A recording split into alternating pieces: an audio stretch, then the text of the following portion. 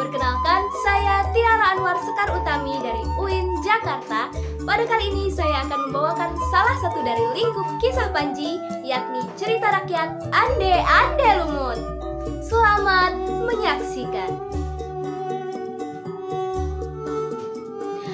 Dahulu kala di Jawa Timur berdirilah Kerajaan Janggala dan Kerajaan Kediri. Untuk mempersatukan kedua kerajaan tersebut, dijalinlah ikatan pernikahan antara putra dan putri mahkota, yakni Panji Asmarabangun dan Dewi Sekartaji. Sayang beribu sayang, terjadi keributan di dalam istana. Dewi Sekartaji pun kabur meninggalkan istana dan menyamar menjadi gadis desa bernama Kleting Kuning.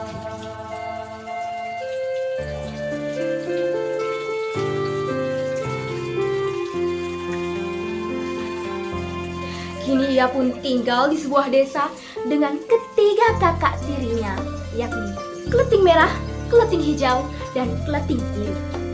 Mereka memperlakukan Kleting Kuning sebagai pembantu. Sementara itu, Panji Asmarabangun juga menyamar untuk mencari Dewi Sekartaji yang hilang. Ia pun tinggal di pondok Mbok Rondo Dadapan dan mengganti nama menjadi Ande Ande Lumut. Suatu hari, Ande Ande Lumut mengadakan sebuah sayembara untuk mencari calon istrinya. Kabar ini pun didengar oleh Kleting Merah, Hijau, dan Biru. Mereka sangat kegirangan. Mereka pun ingin mengikuti sayembara tersebut. Mereka yang sombong mengejek Kleting Kuning. Kuning, pasti kamu tidak ikut sayembara kan? Ya iyalah, dia kan hanya pembantu, penampilannya saja jelek, pasti ditolak. Kuning, cuci pakaian itu sampai bersih ya, kami berangkat dulu. Di tengah perjalanan, mereka kebingungan. Di hadapan mereka terdapat sungai yang luas dan dalam. Mereka tidak bisa melewatinya. Tiba-tiba muncullah siluman kepiting yang sangat genit bernama Yuyu Kangkang. Hai gadis-gadis cantik, aku bisa menyeberangkan kalian, tapi ada syaratnya. Kalian harus mau aku cium ketika sampai di seberang. Kak, turuti saja apa maunya. Baiklah, cepat bawa kami ke seberang. Kleting Merah, Hijau, dan Biru menerima syarat dari Yuyu Kangkang. Akhirnya mereka pun bersedia dicium oleh Yuyu Kangkang. Singkat cerita, mereka telah tiba di pondok Mbok Rondo Dadapan. Mereka mengutarakan keinginannya untuk melamar Ande Ande Lumut. Mbok Rondo pun memberitahu kedatangan mereka kepada Ande Ande Lumut sambil bernyanyi. Anakku si Ande Ande Lumut, turunlah, ada gadis yang ingin melamar. Gadisnya yang cantik rupanya, Kleting Merah, Hijau, Biru jadi namanya. Mendengar hal tersebut, Ande Ande Lumut justru menolak ketiga gadis itu. Ia telah tahu bahwa mereka telah dicium oleh Yuyu Kangkang. Ande Ande Lumut pun menjawab, Duh ibu, saya tidak mau. Waduh ibu, saya takkan turun. Walau cantik sisanya si Yuyu Kangkang. Sementara itu, Kleting Kuning menyusul ketiga kakak tirinya. Ia pun juga diseberangkan oleh Yuyu Kangkang. Tapi ia tidak kehabisan akal. Sesampainya di seberang, ia bergegas mengotori wajahnya dengan kotoran ayam.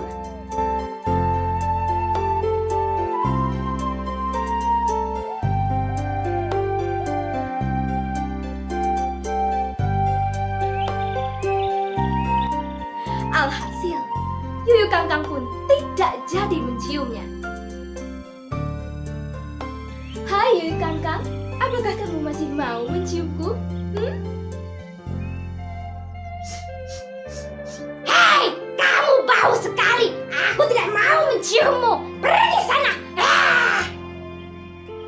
Keleting kuning pun akhirnya tiba di pondok Mbok Rondo Dadapan. Ia mengutarakan maksudnya untuk melamar Ande-Ande Lumut. Mbok Rondo Dadapan pun heran, mengapa yang datang adalah gadis yang kotor, lusuh, bau, serta tidak terawat. Yang cantik saja ditolak oleh Ande-Ande Lumut, bagaimana dengan gadis yang jelek satu ini? Apa boleh buat, Mbok Rondo Dadapan pun memberitahu kepada Ande-Ande Lumut. Anakku si Ande-Ande Lumut, turunlah, ada gadis yang ingin melamar. Gadisnya yang jelek rupanya, keleting kuning itu yang jadi namanya. Tak ada yang menyangka Ande-Ande Lumut pun justru menerima keleting kuning. Ia menyambut keleting kuning dengan wajah yang berseri-seri. Duh ibu, iya saya mau. Duhai ibu, saya akan turun. Walau jelek dialah yang saya mau. Keleting kuning dialah yang saya cari. Akhirnya terbongkarlah penyamaran mereka berdua. Ande-Ande Lumut menunjukkan jati diri aslinya yang merupakan Panji Asmara Bangun. Begitu pula dengan keleting kuning, ia menunjukkan jati diri aslinya yang merupakan Dewi Sekartaji.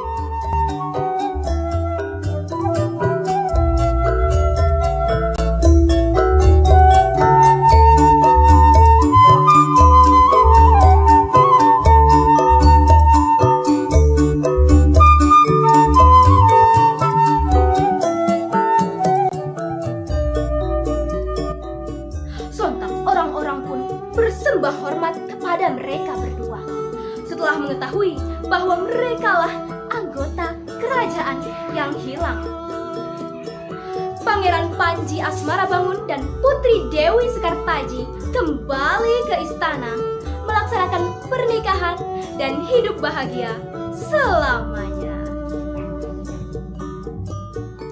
Teman-teman yang budiman, dari kisah ini kita belajar bahwa apa yang kita perjuangkan dengan sungguh-sungguh pasti akan kita dapatkan, seperti kesungguhan Raden Panji dan Dewi Sekartaji.